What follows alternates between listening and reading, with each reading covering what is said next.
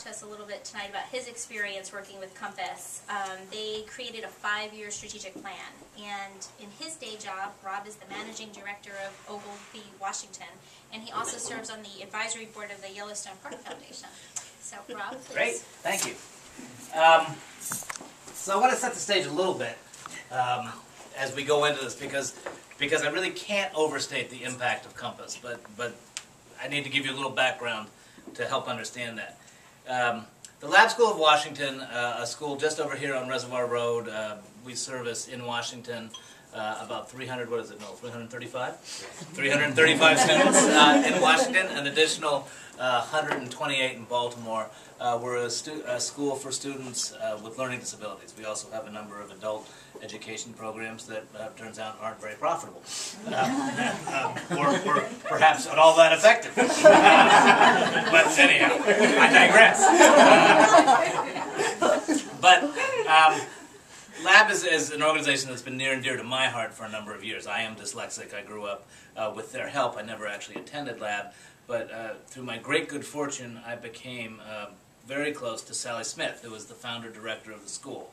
Sally was a remarkable woman in every respect, in intellect, in looks, in energy, in everything. If anyone of you, I see a nodding head.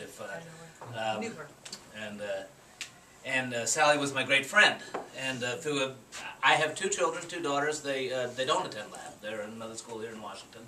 And but Sally asked me to serve on her board, and I gladly did so, and ended up through a fluke as her chairman. This was to be an easy lift. There was to be no hard work. Everything about me says middle age. I've got middle age stress. I've got middle age spread. I've got middle aged daughters. And I will never forget the dinner I had at Bistro Le Pic with Sally. Our terms run from July to June, and on my first term as chair, I sat with Sally and I said, "This is our time. What do you want it to be?" And she said, "Rob, I don't want any drama. You know, I just would like this quiet." And I'm like, "Sally, I couldn't agree more. You know, we'll just get through the year. Everything will be fine. We'll keep the school." And she said, "Super." So we shook hands, and that was it. That was July. December 1 of that year, Sally died. And so suddenly I found myself in a much more dramatic leadership role in a school than I had any qualification being, or any desire to be. But you know, fate finds you, and there we were. And Sally was the founder and director of the Lab School. She was everything about that school. She embodied the school, and suddenly she was gone. And so the organization, we experienced quite a lot of I don't want to say drift, because I actually don't think we ever did drift. The use of the word panic would actually be well versed though. And so Marty Cathcart, our development director, and does a lot of other things, she came to me at some point, you know, and all of a sudden now, information's just flowing at me, and I'm spending, you know, almost a day a week there, which is hard when you have a full-time job elsewhere. But Marty says, you know, I think we ought to apply for a grant from this Compass group. And I'm like, Compass, sounds like direction. Good, apply. And I had no idea at the time, our good fortune, when she came back a couple of months later and said, you know, we won that grant.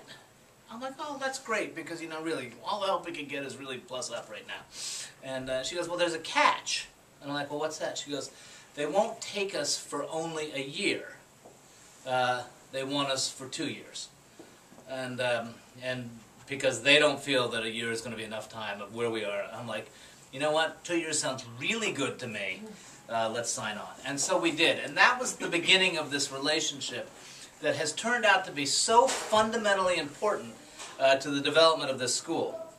And a lot of the timing was coincidental and serendipitous, but it could not have been better.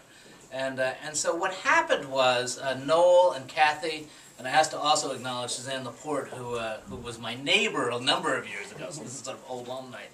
But Noel and Kathy and this tremendous team came in, and what they did for us was they helped establish a sense of forward movement at an especially critical time. And at a time when people were questioning what happens after the founder director's gone, Lab can never survive, it can never be the same, at a time when we needed to hold faculty, at a time when we needed to hold staff and students, suddenly we had this rallying point to come around which was the compass study of our strategic direction and the outcoming strategic plan. And what we did over the course of the 2 years, so Noel and Kathy arrived at the same time we were conducting a national search for Sally's replacement. I was absolutely blessed in that I had beaten out of Sally the name of someone to stand in for her should something happen. And it was a woman named Sally Seawright who had just retired from lab, and I was able to get her back in an interim role. And Sally Seawright and I were trying to do this. Noel and Kathy arrived, and the first year was all about gaining understanding. It was data analysis, it was communications audits, it was talking to board members, it was talking to parents, it was talking to faculty, it was talking to staff. It was all of this great information that was asked in an intelligent and an insightful way. But the thing that was tremendous was as that data came back, it just wasn't data reams. Noel was a little big on the data reams. But it was synthesized in a way that we could understand and that we could act upon. And then I was talking with our now head, Catherine Shantz, tonight coming over. And I said, look, Catherine, I'm going to go to this compass thing. You know, I'm curious, what was the impact as we were doing this national search? What was the impact as a candidate when you learned about Compass and their involvement in our school? She says, it sold me.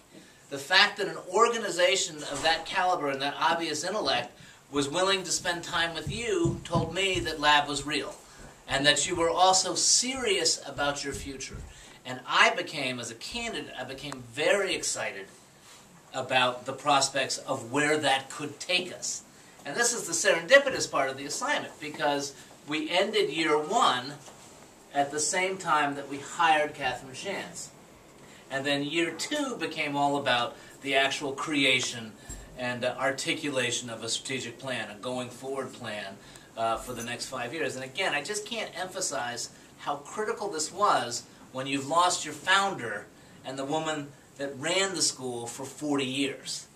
And what Noel and Kathy and the team at Compass enables us to do was grapple with the hard problems, come together with a clear identification of the data sets we needed to deal with, help synthesize information. So we came out in June. We passed what, you know, it's a little sad, sort of, but the board unanimously approved the school's first ever strategic plan, which involves 9 action items. And 9 action items, you know, from financial stability to curriculum development to place within the LD community. And what the Compass team helped us do was take the sea of data, this ocean of information, and frankly this ocean of challenge, and synthesize it into 9 very actionable points.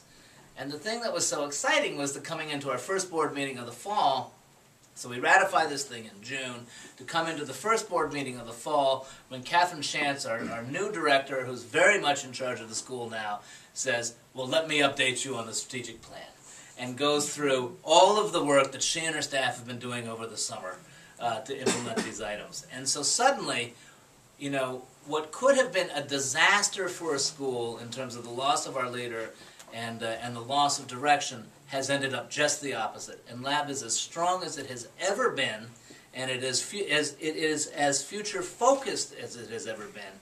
And I simply can't say enough about the contribution of this Compass team in making that possible.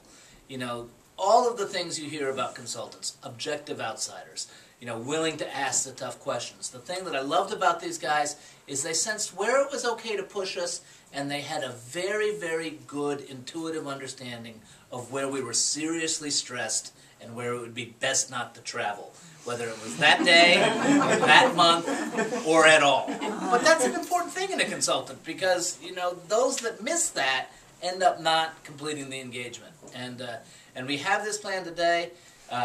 We're doing major fundraising around it, because we're now able to go out to donors and say, here's the vision, here's the going forward plan. That will turn into a capital campaign at some point. You know, faculty's on board. We've used it as a huge unification tool with faculty. I gave a briefing to returning parents this fall. We had I don't know, it was 200 parents who were, you know, they're a little questioning too. What's happening in school? You know, standing ovation, you know, bought in on the mission, and it could not have happened without these guys. And so when you talk about impact, when you talk about results, and when you talk about true value, and I work in the professional services field, when you talk about true value, this was rendered, and this was something we felt. So it's as a board chair, it's with heartfelt appreciation and a real thank God that I say, you know, that this happened to us, and that it turned out as well as it did. So thank you very much.